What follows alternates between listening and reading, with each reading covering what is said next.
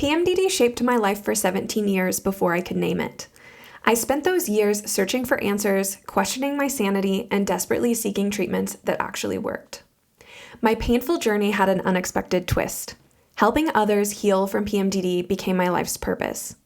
Hi, I'm Jess, a board-certified nutritional therapist, coach, the founder of Her Mood Mentor, and your host.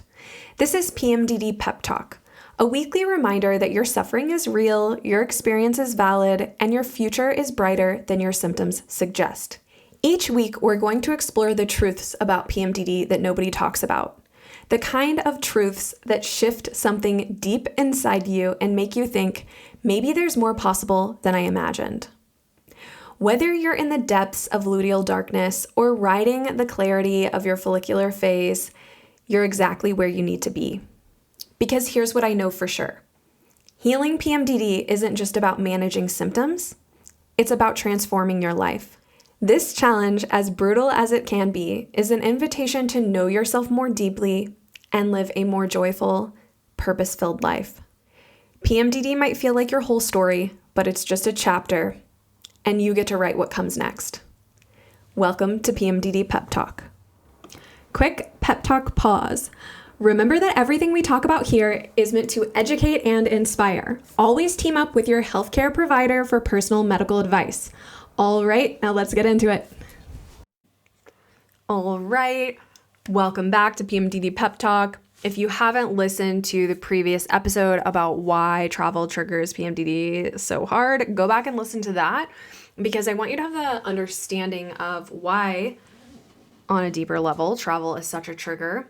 We break down so many different areas of how and why physiologically, environmentally, on and on. Travel is a trigger for worsened hormonal mood symptoms. And today we're going to get into some specific tips of what you can do if travel tends to flare your PMDD symptoms. So stick around. This is for you. And again, I really want to emphasize the goal here isn't to have a perfect trip. The goal is to support your body in a way that reduces the damage that is happening through travel, protects your stability, and just makes it easier for you to recover when you get home. So if you experience PMDD symptoms, travel is not usually just like a fun break for your body. It can, again, just a short recap, mean that your sleep is disrupted, your circadian rhythm is disrupted, you're dehydrated, you're going to experience blood sugar swings, overstimulation is a big part of travel, digestion changes, missed supplements, losing your routine, and having more histamine activation all can come with travel. So here we're going to be diving into the travel tips that I want you to get started with and be thinking about before, during, and after your trip. So the first tip, really basic, but really maybe the most important part of being supported, is to know where you are in your cycle before you go. And I don't just mean where are you going to be in your cycle, what phase of your cycle are you going to be in on the trip, but in the whole scheme of things, the weeks before, weeks after, where is your cycle falling? This is one of the most important things you can do, is to always know where you are in your cycle and to know your symptom pattern. So this may require a little bit of legwork before just diving in and knowing your symptom pattern, right? You have to collect that.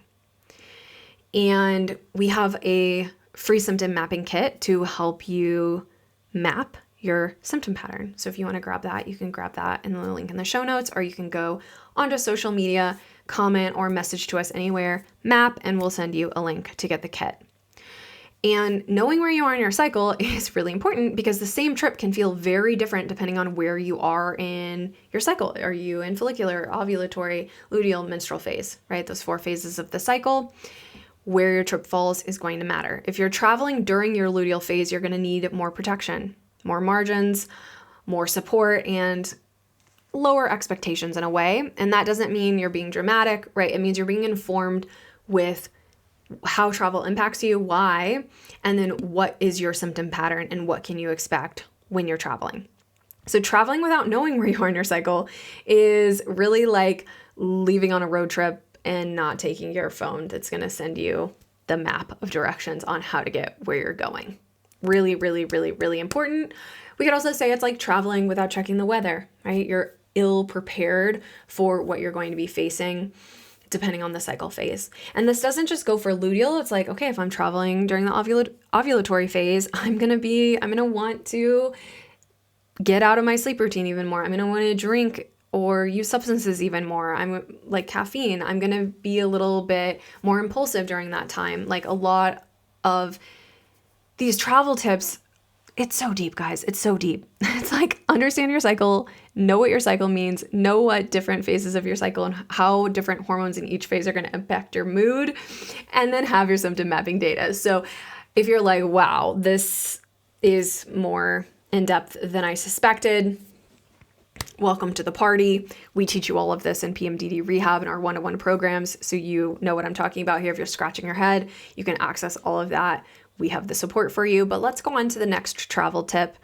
And this is going to be deciding ahead of time which anchors are non-negotiable for you and where you're going to flex. Now, again, if you kind of act out of turn here and make a different decision, it's not something we need to feel shame or guilt about because it will happen. It's like right on time, expected. But having some parameters set before you go is really important. And this has been something that's really helped me personally a lot in navigating travel as a trigger. And this is one of the most realistic and helpful ways, I think, to think about travel as you're preparing. A lot of us either try to do everything perfectly while traveling, or we throw everything out the window and then we wonder, why are we crashing? On both sides. Perfection, crash. Throwing everything out the window, crash. Okay. So what works better is deciding ahead of time, like, what are my anchors? Now, in our one-to-one program, we do so much work on helping you identify what your symptom triggers are and then what you're going to anchor to. So again, if this language is like, what is she talking about? This is what I'm talking about. We need to understand what triggers you specifically, and then we need to understand what anchors you to reduced and better managed symptoms. Now, you may not have all of that sorted out right now, right? Because maybe you haven't gone through our program yet, but you can go ahead and identify some anchors for you by asking what helps you stay the most stable. One question. Second question, where are you willing to flex without going completely off the rails?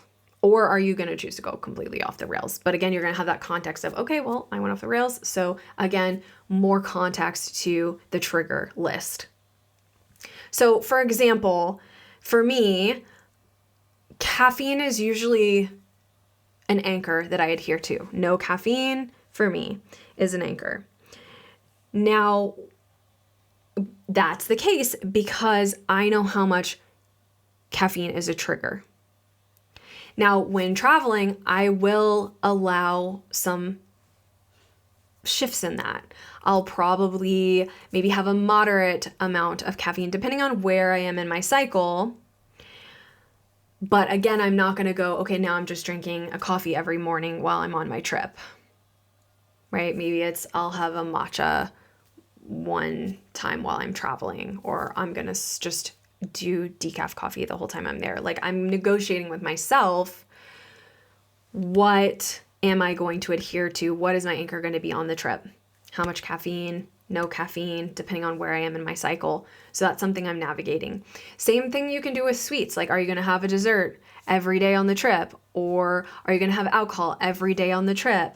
Or are you going to anchor to some boundaries with yourself? With your routine, are you going to throw it out the window? Are you going to abandon it? Or are you going to simplify it for travel?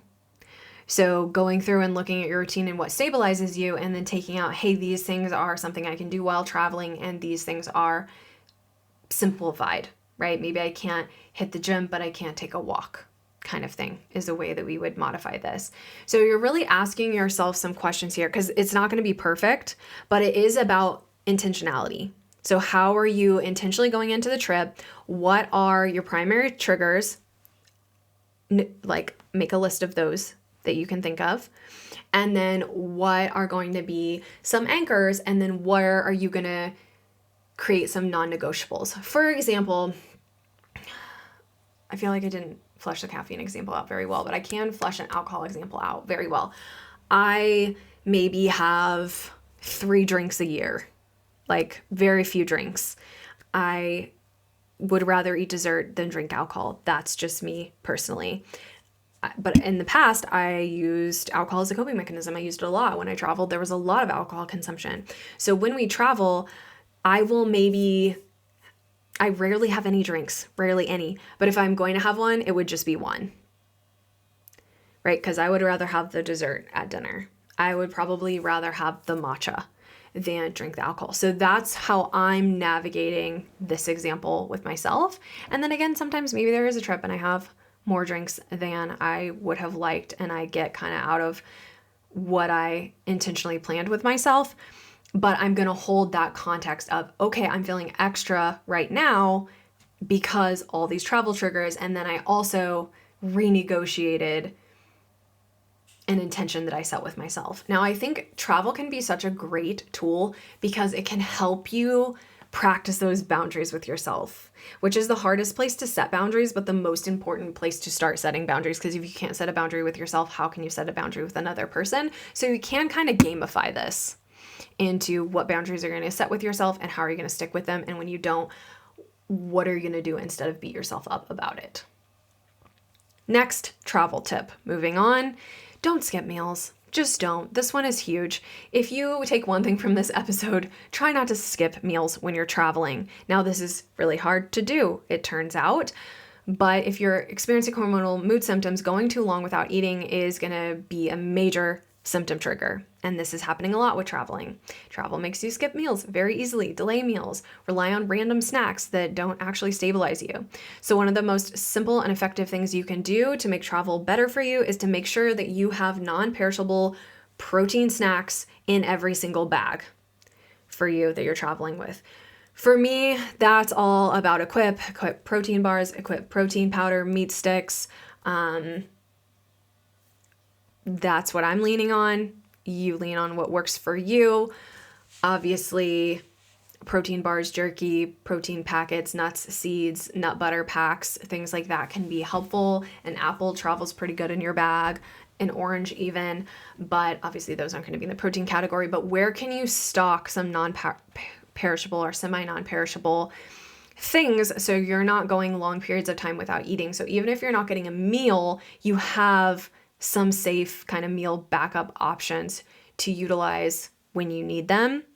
And I want you to pick things that you know sit well. I don't want you to like try something new that you hadn't tried before or something that feels totally unpredictable. You don't know how it's going to land in your system. I want you to have some exposure to these foods before you're on the trip and you're already tired and overstimulated and then dealing with limited food options and then adding something random and new in. So the emergency protein, again, not extra, it's really part of keeping your blood sugar and your body stable, and then aiming to not skip meals and to snack frequently when traveling. A lot of stress being used up, need extra minerals, need extra carbohydrates, need extra fats, need extra proteins. Tip number 4 that I want to get into is hydrating very specifically. So it's not just hope you drink enough water.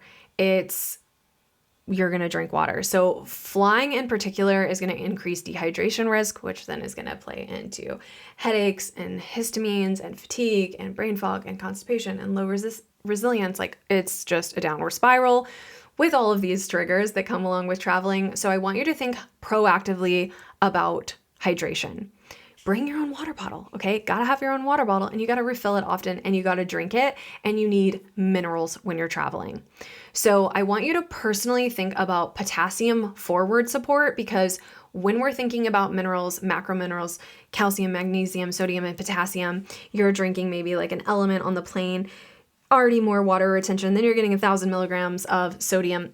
That's not what we're aiming for. We want potassium forward. We don't want to drive more water retention while we're traveling, but we do want to get minerals. Minerals are what actually bring water into the cell, actually hydrate you. Traveling is very stressful. We need extra minerals to deal with that stress load. So sodium has its place. We want you to get good sea salt while you're on your trip, but we don't want to put sodium ahead of potassium because this can actually worsen dehydration when you're traveling. So potassium forward mineral support. Now, some easy ways to do this. Obviously, you can bring a electrolyte powder with you that's potassium forward. Also, coconut water would be a really good option because it's going to be super high in potassium. Potatoes high in potassium, squash high in potassium. There's lots of foods that you can be eating as well to support minerals while you're traveling, but it's generally easiest to find a high potassium mineral electrolyte powder to bring with you. The main point here too is don't wait until you start to feel terrible to start hydrating. You need to actually support hydration the days leading up to traveling, during travel, and then throughout until you're home, even after the re-entry, supporting with hydration, aka adequate water. So we're generally recommending 64 to 72 ounces for an average female, but you can also take your body weight and divide it in half and try to drink that many ounces. That's another general recommendation. Now you're traveling, so you're going to be more prone to dehydration. So you can maybe drink even more water than that. But the minerals is a big important part of the conversation and hydration. It's not just about the water.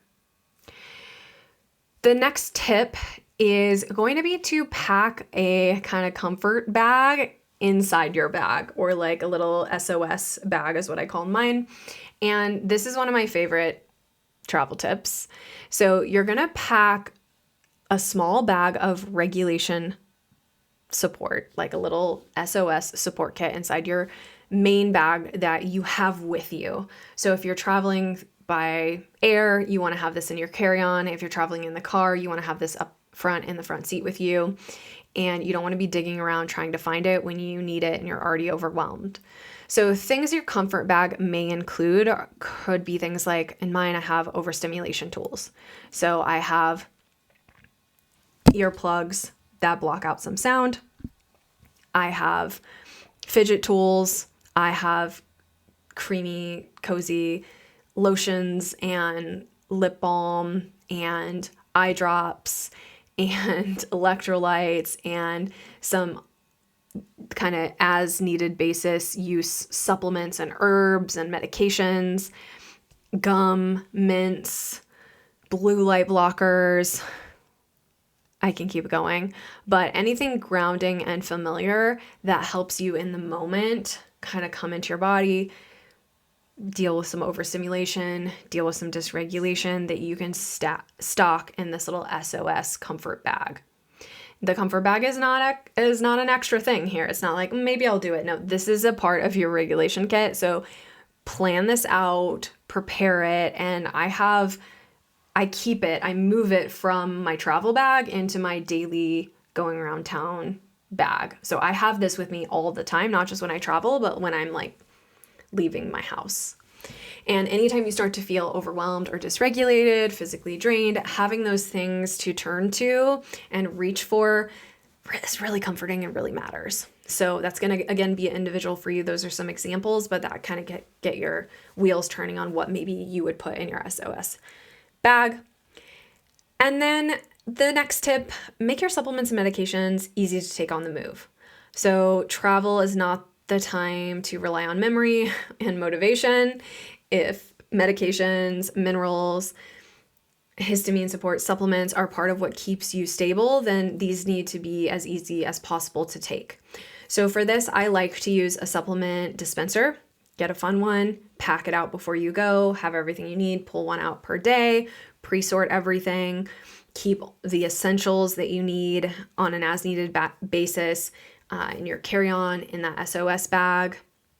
If drinkable options work better for you, something like the Marea, which is the micronutrient supplement support we provide to all of our clients, this could be a really useful option. Sometimes when I travel, I just bring the Marea instead of bringing my personalized supplement regimen because it's just easier to drink the tasty drink and get some support. So that could sub in if you don't want to use the supplement dispenser, kind of medication dispenser plan.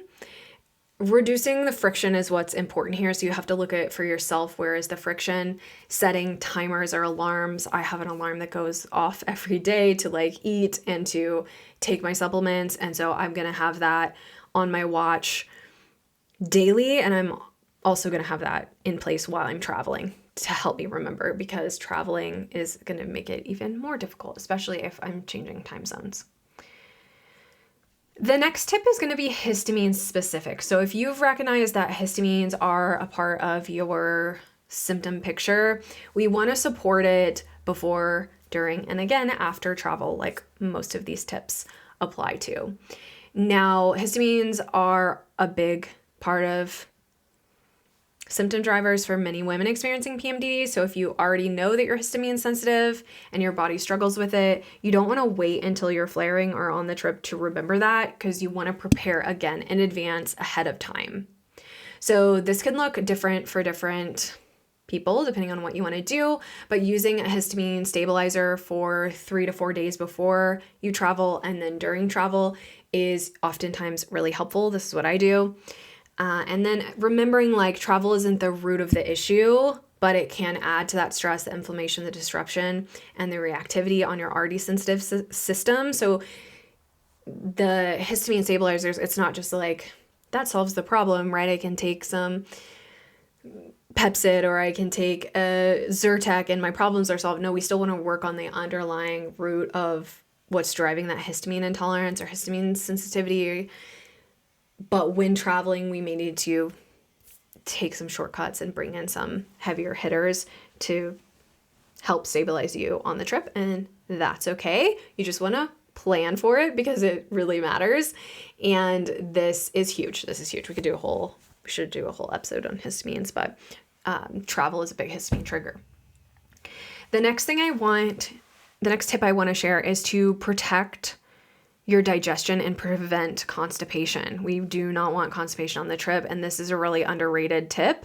A lot of us get constipated when we're traveling. Again, no surprise. The dehydration, the stress, the sitting more, the food changes, disrupted routine, lower movement overall is going to lead to more constipation, but it's going to make you feel worse across the board. Obviously, you're going to be more bloated, more sluggish, more inflamed, more uncomfortable, more symptomatic. But then those symptoms, it's going to impact your next cycle. And your next cycle, when all of these free radicals build up and you're not clearing, you're not getting that estrogen metabolism and that estrogen clearance, your body processes hormones through the bowel and moves them out the digestive tract. So when elimination slows, you're going to feel backed up in every sense of the word.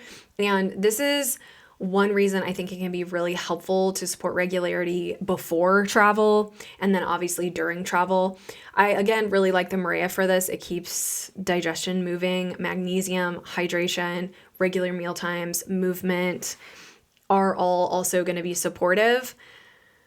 But you have to continue eliminating well while you're traveling. And if not, you again want to hold that as context for yourself of why you're feeling so terrible during the trip, after the trip, next cycle even. The next tip is to protect your sleep environment as much as possible. So obviously travel is a major sleep disruptor. You're not going to sleep generally as good when you travel as you do at home. And I think a lot of us underestimate, again, I love light biology, but overestimate how much overhead lighting, hotel lighting, plane lighting, airport lighting is going to disrupt your circadian rhythm. So I always travel with my blue light blockers. My husband and I, we're the weird people on the plane with our orange and yellow blue light blockers. You can't have clear blue light blockers. It's not doing anything. You actually need yellow or red toned lenses to block blue light. For this, I like Raw Optics. I also like Bond Charge. I'll put the links below if you want to check those out. But we want to do anything we can that helps avoid bright blue, white LED light at night. This goes across the cycle, but you're probably, hopefully, only getting exposed to this more when you're traveling and you've already addressed some of this in your at-home light environment. If not, highly recommend taking my workshop called Seasonal Affective Disorder, SAD, and PMDD. We dive into light biology there, vitamin D levels connected to PMDD, LED light exposure, suppressing melatonin, driving cortisol. It's a whole thing, but really, really important to think about when you're traveling and this travel trigger impacting your sleep. The bright overhead lighting at night has got to stop. Yeah, so turning it off, it's going to suppress melatonin. You got to have those blue light blockers. We even travel, I mean, we're serious about this, but we even travel with little lamps, tiny little small lamps. So if we're staying in a hotel or we're staying at a friend's house or whatever, and they don't have circadian friendly light bulbs, we travel with our own rechargeable small little lights. So we're not being exposed. Plus we have the blue light blockers. Next tip that I want to get into is working on communication before you hit your limit. So a lot of us really try to be as low maintenance as possible while traveling, right? We don't ask for breaks. We don't speak up when we need food. We don't say anything when we're overloaded or starting to get overstimulated. We don't ask support when we need it, until we're like already in a meltdown. So this pattern is not helping you. So if you know travel is hard on your system, it's hard on your system, okay, let's just say it, then you can get better at saying things like, I need to eat before we do that, or I need a few minutes, or I'm overstimulated, or can we build in a break, or can we slow down a little bit, right? Many of us, we don't need more toughness while traveling. We really need better communication, and that is going to come first and foremost from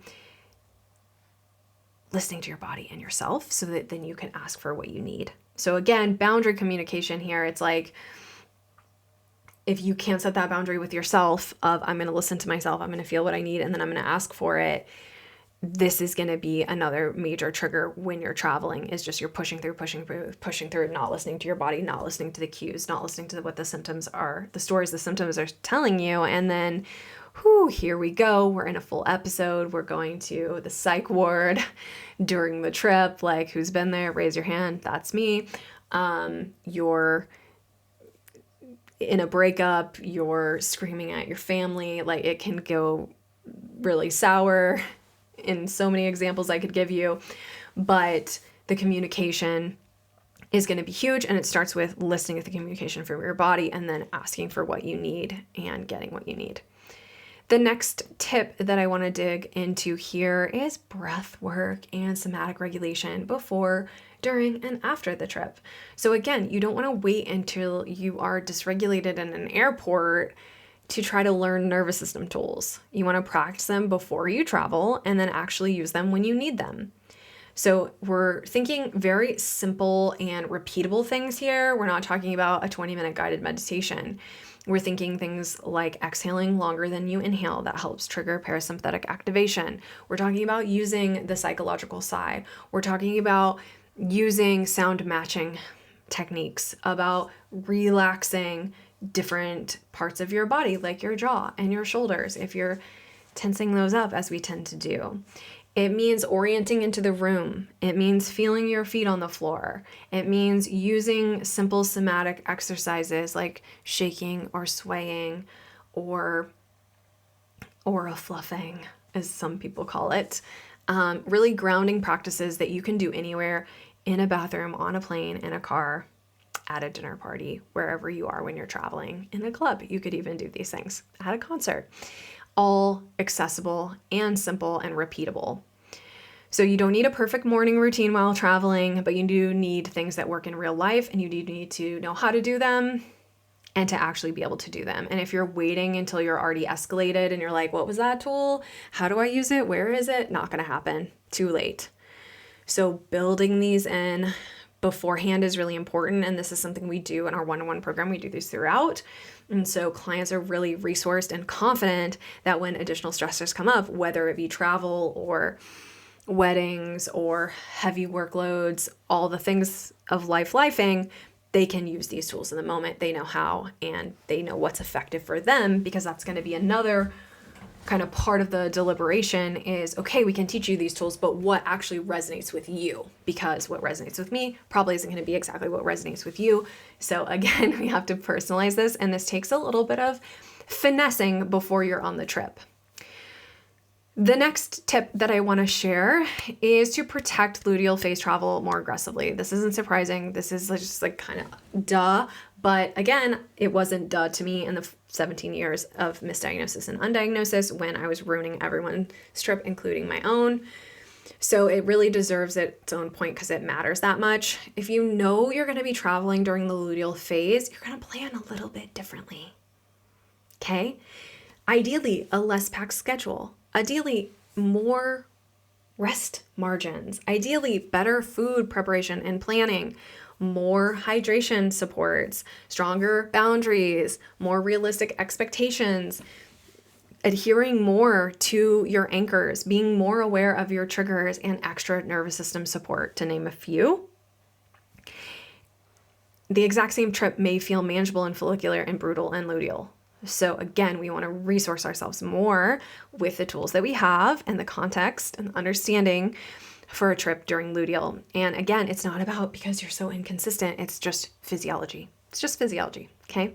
You're not broken. Nothing's wrong with you. Like, you can navigate this, but it's going to look different in a female body because every single week you're playing out a different cycle phase. So we need to understand, right, that we need to reorient into the reality of the female body. And you're like, what does that mean? Meet your menstrual cycle, okay? It's a mini course that we have. You need to take it. You need to understand the cycle phases, what to expect, and then you start to move away from that guilt and shame of why do I not have the same energy levels up every day? Why do I not have the same productivity every day? And then you're beating yourself up because you aren't consistent in the way that society has taught you to be consistent, because that is not aligned with female biology. Doesn't mean anything about how productive you can be and how successful you can be and how awesome and actualized as a human being you can be, but it's going to look different than what we've been sold because we don't live on a 24-hour hormone rhythm, but a male human being does, okay? A dude, 24-hour hormone level, their consistency can look the same every single day.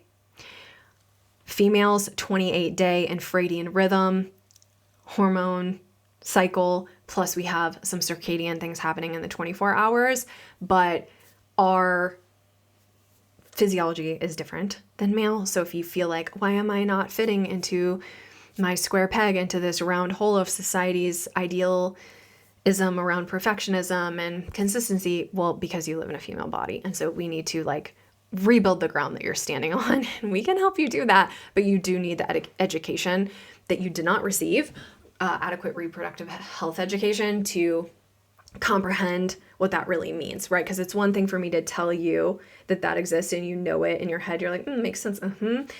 But you have to start to know it in your body. It's a different way of knowing it, and we can help you get there. But your 7th grade health class did not prepare you for this, okay? So if we need to learn this at 28 or 48, better than never learning it. The next tip that I want to get to here is to use simple physical supports that are going to reduce body stress. Now, sometimes the smallest practical supports can make a huge difference. This is a histamine thing, but it's also just a helpful thing in general. Using compression socks on flights. Use compression socks on flights, okay? Do it. Next, bring your own water bottle, as I said before. Learn some gentle, simple stretching techniques that you can use for travel days. Even like in bed stretching can work. And then moving as much as you can. So walking when you can, getting any kind of movement when you can. Practical physical movement supports is what we're talking about here. The compression sock thing, does it fit here? Fits more in the histamine conversation, but it is also helpful for blood flow during flights. So fine.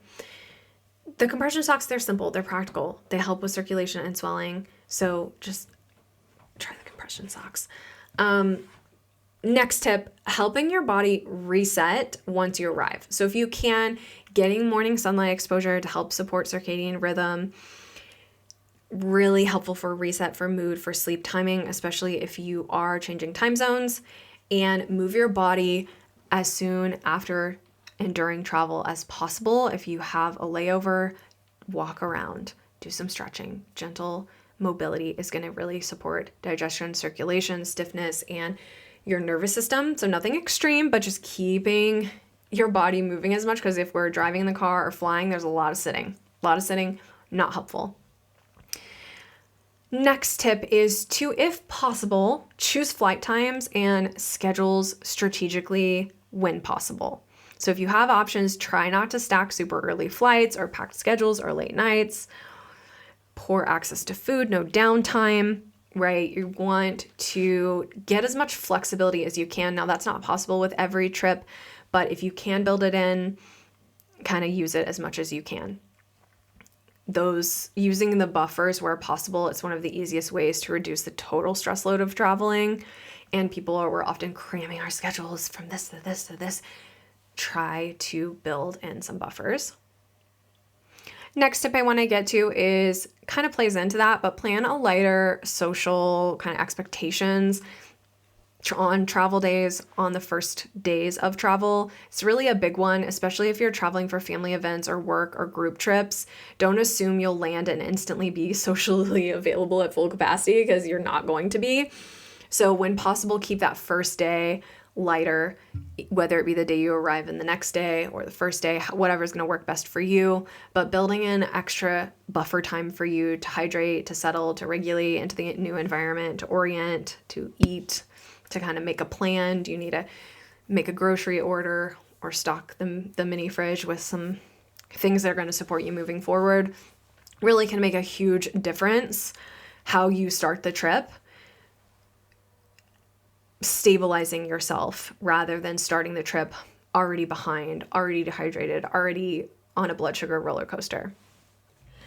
Next tip is to build in a re-entry plan before you leave. There's so many tips here. I hope you guys are taking notes, but don't just plan the trip, plan the landing for the trip too, because many of us, the hardest part isn't the travel day. It's what happens the next couple of days when you get home and you're exhausted and you're dysregulated and you're constipated and you're dehydrated and behind on everything, and you're expected to snap back immediately into everything. So think ahead. What's food going to look like when you get home? Can you have groceries delivered? How can you keep that first day back a little bit lighter? Can you build in extra sleep? How can you not overschedule the first 24 to 48 hours after you get home? Because reentry really, really is important, and having realistic expectations and setting yourself up for success there matters a lot. And then having a kind of next tip is like having a minimum viable routine. This is one of the best ways to stay grounded while traveling. Like, again, coming back to your anchors. So instead of trying to keep your full routine that you have at home, what are like 3 to 5 things that help you stay the most stable, and then keep those up? Like for me, it's going to be protein earlier in the day. It's going to be minerals in my water. It's going to be keeping up on my medications and supplements. It's going to be using at least one nervous system tool, or getting some walking in, or trying to keep a consistent bedtime anchor. So again, 3 to 5 things to keep it simple. The goal isn't to do everything, but to hold on to the essentials.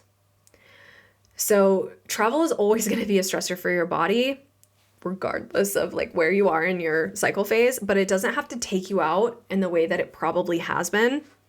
When you understand your symptom patterns and you support your body proactively before, during, and you plan for both the trip and the recovery, you start to give yourself a much better chance of staying steadier throughout the whole experience, and it changes everything.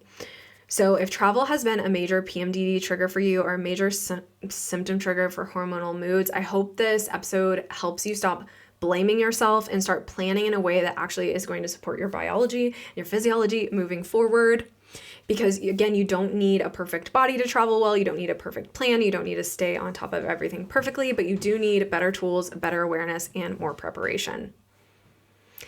If this episode was helpful for you and you know someone who needs some travel tips to keep their mood in check, send this episode over to them. If this episode was valuable for you, if you're learning about things about PMDD or helpful tips, please take a couple of seconds to rate and review the podcast on Apple or Spotify. It helps us reach more women, and it helps us spread our mission, and we are so grateful for everything you do to help us do that. If you're looking for support on, okay, how do I actually make this happen? How do I actually learn my symptom patterns and learn my triggers and learn my anchors? The first step is going to be to schedule a intro session with our onboarding team where we will run your symptom assessment. It's a 320 question assessment. It reveals drivers behind your symptoms, what is driving your symptoms, and it helps us kind of make a plan for a next step of, okay, what are options to support you? So if you're looking for a next step, 2 options: grab our symptom mapping kit, start mapping your symptoms, or go ahead and schedule an introductory session with our onboarding team so that we can run your symptom assessment and we can start supporting you. All right, see you next time on PMDD Pep Talk.